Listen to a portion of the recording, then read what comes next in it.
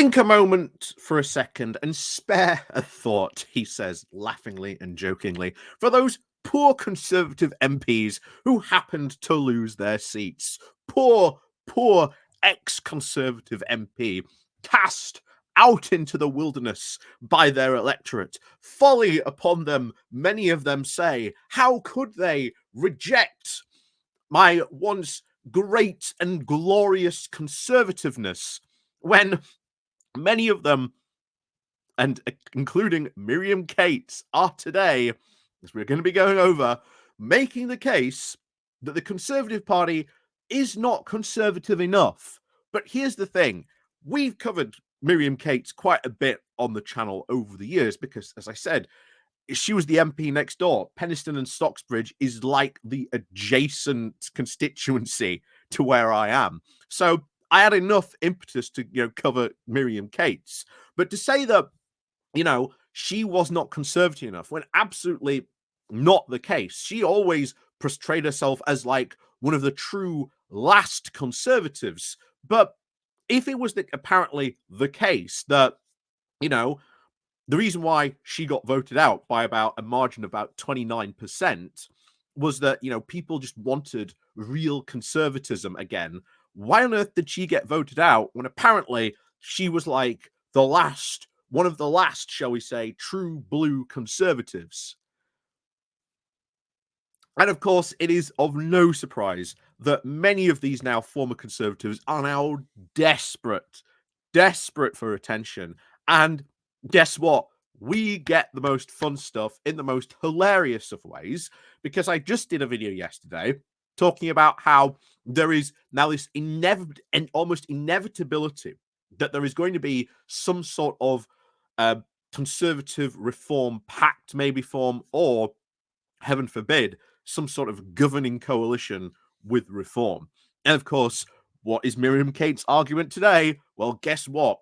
This is why we need reform, guys. It's barely even the next election, and yet Miriam Cates decides to ride out and go, we need Reform UK. We need to do a deal with Reform UK. We need them now, guys, more than ever. It's like, why? And but also bear in mind, she's a big Kemi Badenoch supporter.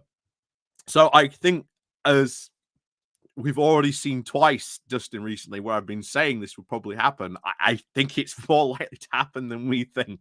So yeah, let's get on into this then, shall we? So as always, before we do get going on into this, let us remember to click the like, share, and subscribe button. And of course, down below there are the Patreon page, the monetization link called Buy Me Coffee, where you can go on Buy Me Coffee, the YouTube thank you button, where you can, again, the Pony Club as well. And of course, thank you very much to everyone who does help support the channel. Even if you do, just click the like and share button. So let's crack on then into this, coming from all places, of course, Conservative Home, the greatest, comedy website on the online. So this is, of course, written by Miriam Cates, where she proclaims to win again in 2029, Conservatives need reform and reform. So this Labour government has no intention of governing in the national interest. Yeah. Do pray tell, Miriam, what is Labour not doing in the national interest? So, from the Chancellor's war on wealth creators, to the Home Secretary's lack of interest in border security, to the Foreign Secretary's constantly international virtual signalling, Britain will constantly now be poorer and more divided by the time of the next election.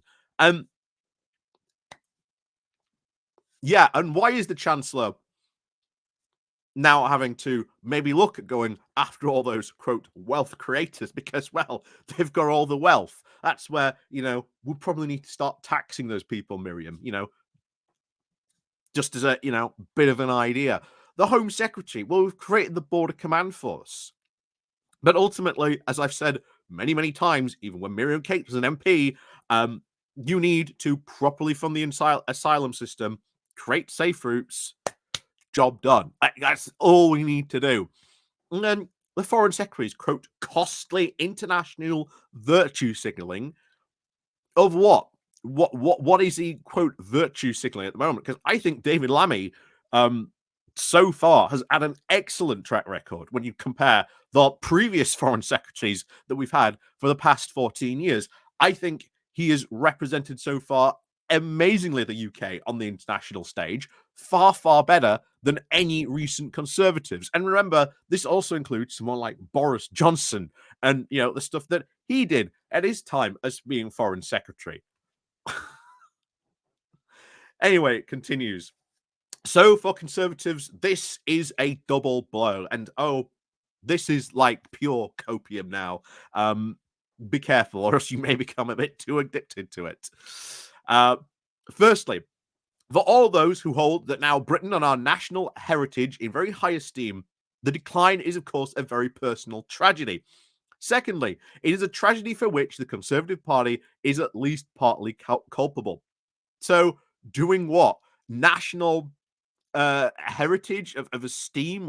What exactly are we losing?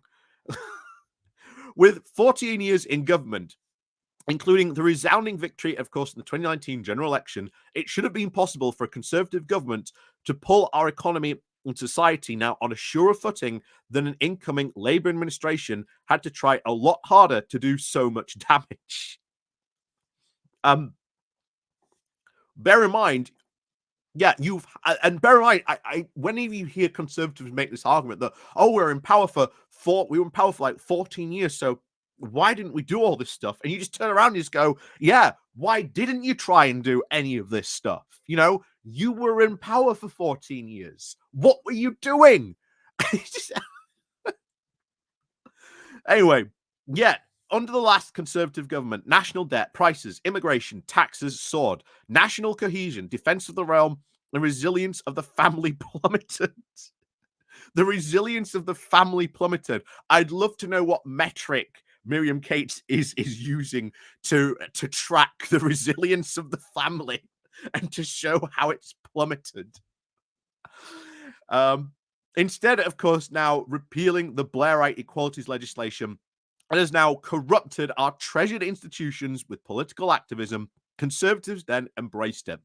No, that was because if you did repeal it, there would probably be thousands of lawsuits the government would have to deal with. Like, a big part of the equalities legislation was to make sure that everyone was fair, that they were equal. But again, you get people like Miriam Cates who legitimately, you ask, really get to the core why she wants to see this stuff, you know, rolled back. It's because she doesn't like certain, shall we say, groups or individuals to be equal as someone like her. But, you know, that's just her entire political ideology. So, instead of strengthening the family unit, the foundation stone of society, we introduced no-fault divorce.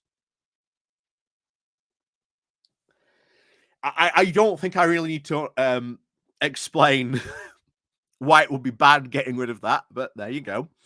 We liberalized abortion regulations and committed billions of pounds of taxpayer money to separating infants from their mothers. The Conservatives left the nation less conservative than we found it, and the voters delivered their verdict. Might it also be the case that maybe the voters sort of realized, well, actually, this whole conservative stick, as we are actually seeing, like social conservatism as an idea that people follow, is dying off. Fundamentally, that will be a massive change to the UK, its voting habits over the next 10 years. And this is something that the Conservatives in this election have really felt, and yet they have no answers to it. So Miriam Cates' only answer that she's about to get onto in a moment is, well, we have to look to Nigel Farage, you know, our true guiding light. But what's done is done. And there are many reasonable and rational explanations for what happened. Yeah, I'm sure Miriam Cates has lots of reasonable and rational explanations. Not least of all the terrible toll of lockdown policies. Oh no. which was certainly would have been even worse under Keir Starmer. Oh no.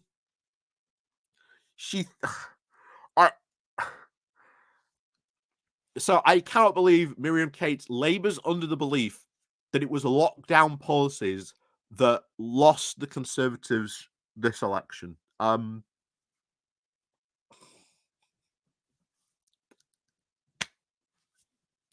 I just don't know what to say. I just don't know what to say to that.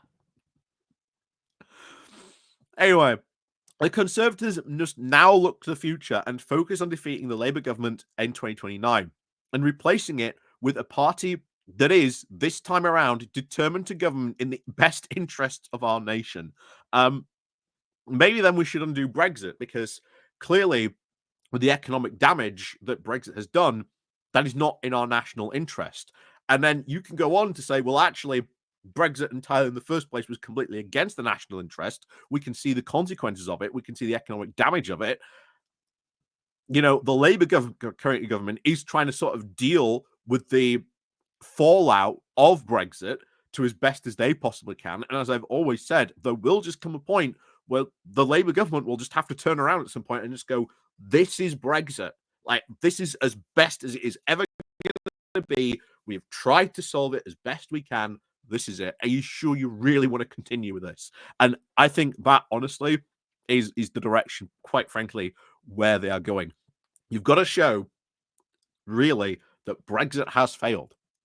Like, well and truly, that it has failed, that it wasn't a good idea, that we are still suffering from it. It is still a national talking point, despite, of course, we saw, I think it was Wes Streeting recently on the BBC trying to say, oh, well, people have moved on. No, Brexit is always going to be there. It is the elephant in the room that we have to talk about, because it is always going to be there. It is going to be a consequence and a cost for almost everything the government does going forward.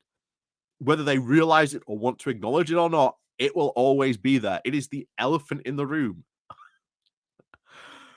But of course, this is now exactly, of course, what the current leadership contest are now seeking to do, with both Kimmy Badenoch and Robert Jerrick pitching their plans to rebuild the party and win back lost voters.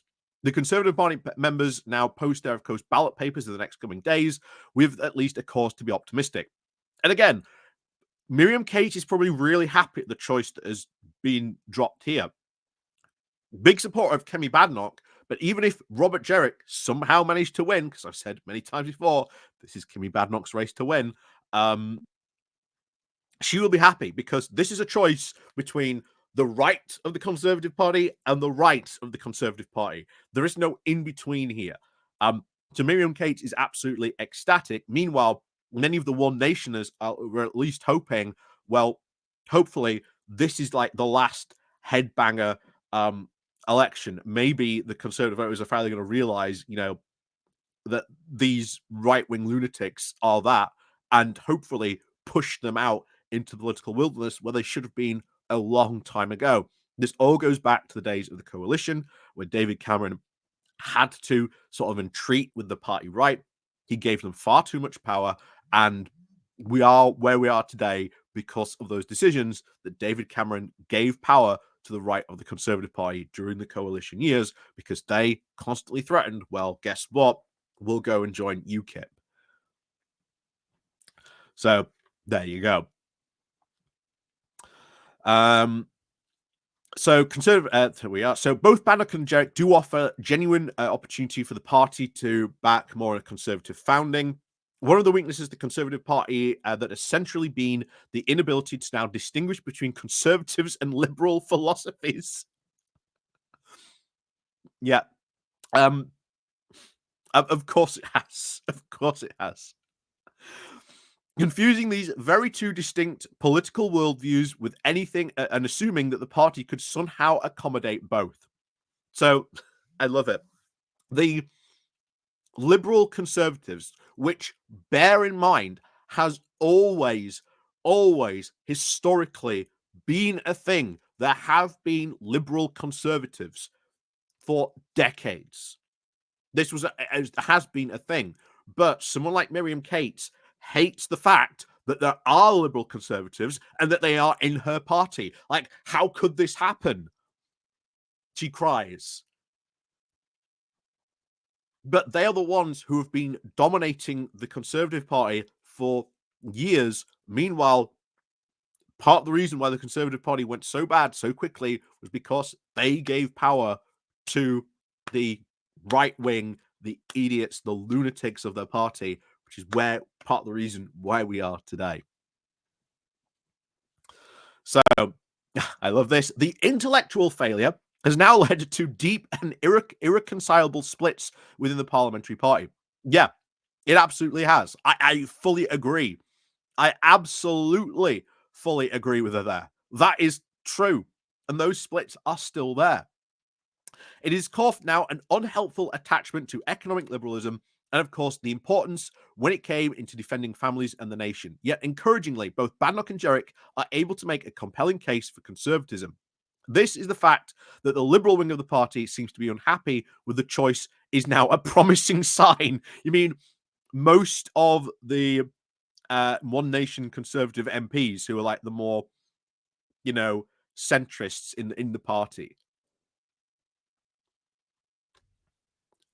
Whoops. So, does this mean that we can expect the Conservative Party renewal and a path back to power in 2029? Well, not necessarily.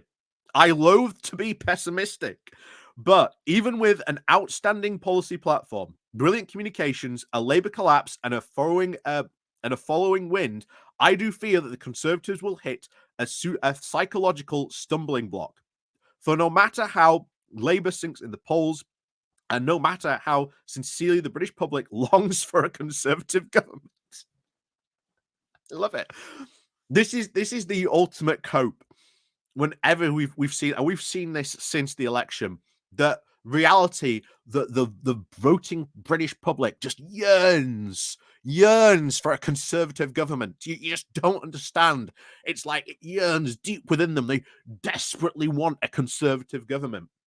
Meanwhile, of course, as we've said, these people like Miriam Cates are to the far, far right. And as we have seen, guess what? The British voting public doesn't want that far right a Conservative Party, which is the direction of travel they've been going. It's the reason why they've been shedding members, been shedding votes. It's why reform came into being. It doesn't matter, but I'm going to be very interested to see how Miriam Cates feels probably in a few years when, both either probably Kimmy Badenoch has completely failed and is probably being now replaced or being challenged. Anyway, so of course this does not follow that the Conservative Party will of course regain enough votes to secure a majority. The Conservative Party is no longer the preferential beneficiary of Labour's demise. Once again, you're forgetting, of course, about the Liberal Democrats. Conveniently, as I've said many, many times before, all these fools think it was reform why they lost, when in reality, you had them losing more seats to the Liberal Democrats. Once again, forgetting all this stuff that happened. And bear in mind, there is a hilarious comment which sums up all this. Very much so. So, of course, step forward Nigel Farage, whose Reform Party continues to go from strength to strength. Well, if that's the case, why don't you go join Reform, Miriam? I mean, if they're clearly the party you want, just go join Reform. With, of course, Labour and the Conservatives polling at least around 27 points apiece, and Reform UK now on 20, Britain is now a three-party state. It is, but it's not Reform that's the third party. Most of, course, the support lost by Starmer since the election has now been picked up by Farage. Again, not the case in the polls, but there you go. There's no indication of where that support has gone. At least I can't see any polls to see where that support has gone. There is, of course, no guarantee that new Conservative Party leader will change this trajectory. We must now accept that there are two parties now occupying a very similar political ground. And of course, at least Miriam Cates does accept the reality that the right-wing vote has been split. And of course, what do? Oh, well, we've got to reunite the right. This is the mantra that many people like Miriam Cates are going to start singing from this point on. We've got to reunite the right. We've got to come back together or else we'll never win. Both Reform UK and, of course, the now under new management Conservatives offering now a centre-right approach to immigration, tax, and the family. Wait, a centre-right approach to immigration, tax, and the family. This is what Miriam Cates has been complaining about for years. That, oh, we're too far to the centre. Miriam Cates is someone who is very, very much on the right of the party. And yet she's just in this article decried that section of the party, saying, oh, look at them, they're all upset. Aren't I happy? So it is easy to dismiss Farage as, of course, merely a populist, and of course, certainly Reform UK manifesto this year was now a fantasy, was a feast of, course, fantasy policies. But this is a challenger party, and it is now rapidly professionalizing and building its infrastructure. And there is no reason to believe that their advances will be reversed. Depending on how that, quote, professionalizing and infrastructure building happens. And of course, what else happens in the next couple of years? Because will the British voting public be so reviled by what a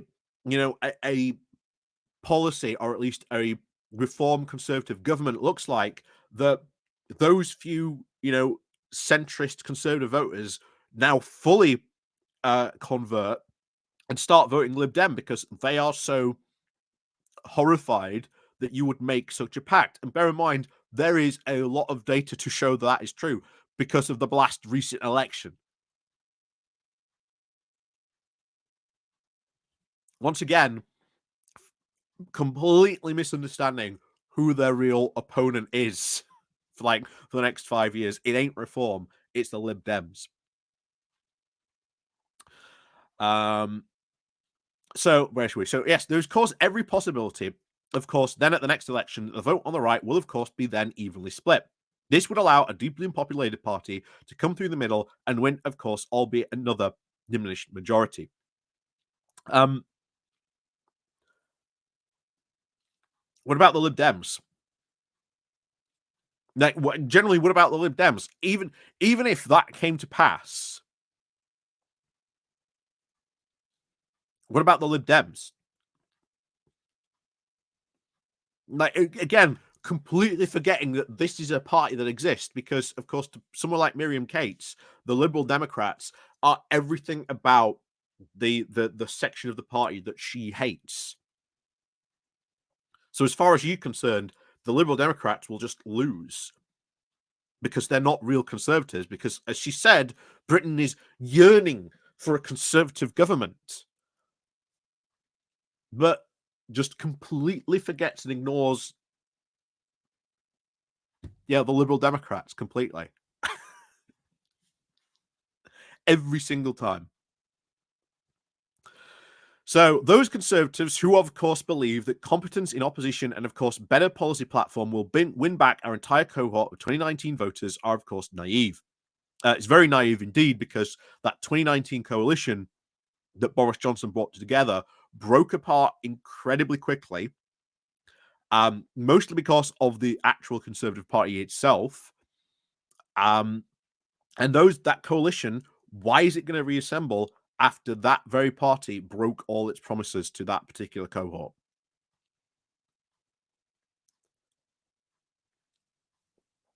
So almost now a considerable proportion of these former Tory voters, there is now a very strong and understandable anti-establishment sentiment. These views were consecrated by the party's devastation of Boris Johnson, the ultimate anti-establishment figure, and whose mantle is now being taken by Farage and is now unlikely to be stolen by even Bednock or Jerrick, who wouldn't want it anyway.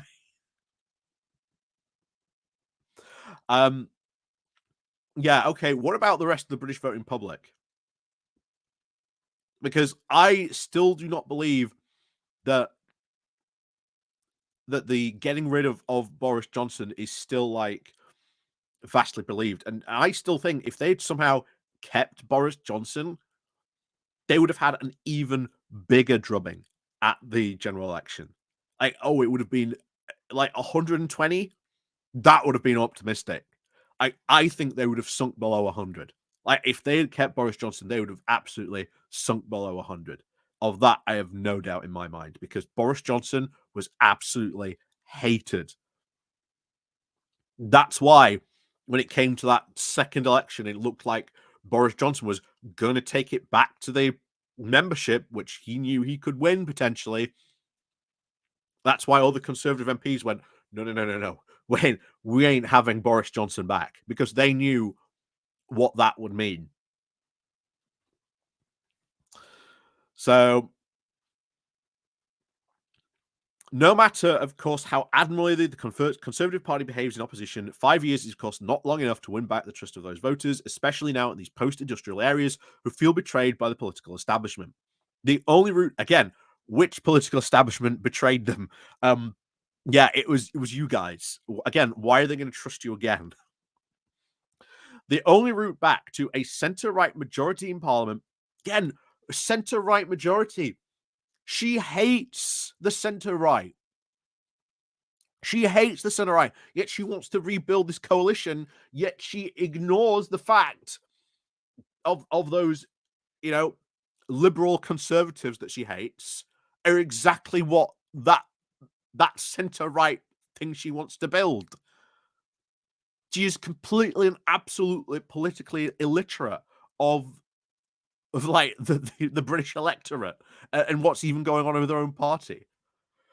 Anyway, the only route back to a centre-right majority in Parliament is therefore for some form of pact between the Conservative and Reform, agreeing not to stand or even compete candidates in now key constituencies, thus preventing the right-wing vote from being split. Both parties in Britain would then benefit from such an agreement. No, it wouldn't. That type of government, that coalition government, would fall apart so quickly. So quickly. Yeah, such an approach would, of course, very much counter the recent policies of CCHQ, which has now insisted on nominating a Conservative Party candidate in every ward or constituency in every election, no matter how hopeless the case. So, the new Conservative leader will have to decide either to put party before country or instead to prefer in the national interest. I love it. So it's now the national interest to go into coalition with Reform. If the Conservative Party continues to act as it does, and if the Faragists now are a minor irritation, pride will at least be maintained, but the election lost. And if, on the other hand, the core Conservative values of pragmatism is allowed to win out, there is a chance of ousting this hard-left Labour government in 2029. And of course, there are no guarantees that Reform UK will, of course, enter into negotiations. Love it. Oh yeah, we're going to do all this. The only way back to power is, rebuild. The coalition. We've got to, negotiate with Farage. But there's no guarantee that Reform UK will enter into negotiation. But if the new Conservative Party leader really wants the best for Britain, he or she must actually give serious thought to any and all strategists to now oust the socialists from power as quickly as possible. Perhaps it is time for our great party to swallow its pride and put our nation first. Wow. And of course, there are some great comments on this. So, does not the party need to put to bed once and for all of its, quote, liberal or conservative? It is no longer possible to be a broad church which is now compromised policies instead of the one nation liberals that need to find an alternative home for their liberal and socialist worldviews. Someone says, perhaps the swivel-eyed reform wing need to now form their own party and leave the centre-right alternative for the one nation wing one.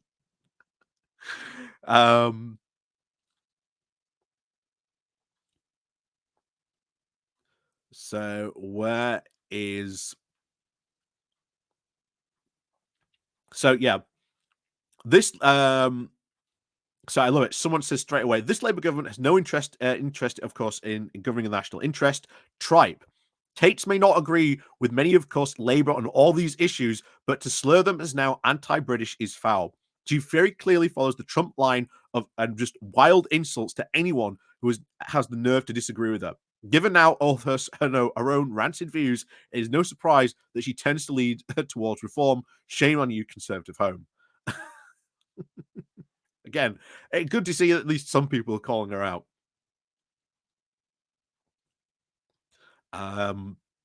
So yeah, here it is. Yeah. So this is the comment that I think just really sums this up. So little surprise here. Yet another failed MP looking for an audience, like Redwoods, etc. Cates is, of course, a fan of Braverman and supported her now reckless, untrue slurs against the Met. So she is politically ignorant that she now confuses liberalism with Marxism. She obviously lost 23% of majority and was rejected by her constituents, so maybe her analysis of a successful Tory party is a mite strained. Someone else says, it's obvious that she was rejected because she was, quote, not conservative enough. So her voter base, quote, abandoned her and let Labour in through the middle. Your analysis of a one nation liberal point of view seems to be very shallow at that. And again, given what Miriam Cates has just proclaimed there, that clearly must be true. Miriam Cates was clearly not conservative enough. And someone else even said, in response to that, she wasn't conservative enough, so people voted Lib Dem and Labour. Enjoy warming the opposition benches with that analysis.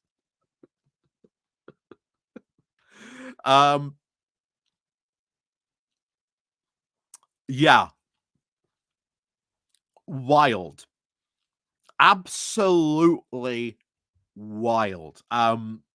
Once again, Miriam Cates showing why, again, at one time she was the rising star of conservatism, and then, of course, quickly fell back down to earth when people actually, started paying attention to her and actually started listening to what she was saying, and people were like, oh, oh, wow, exactly. But with things like that and writing articles like that, I fully expect us to see some more in the future, and I look forward to looking at those and laughing at them with glee, because that is so politically against what the actual British voting public is like, even what our own party is like.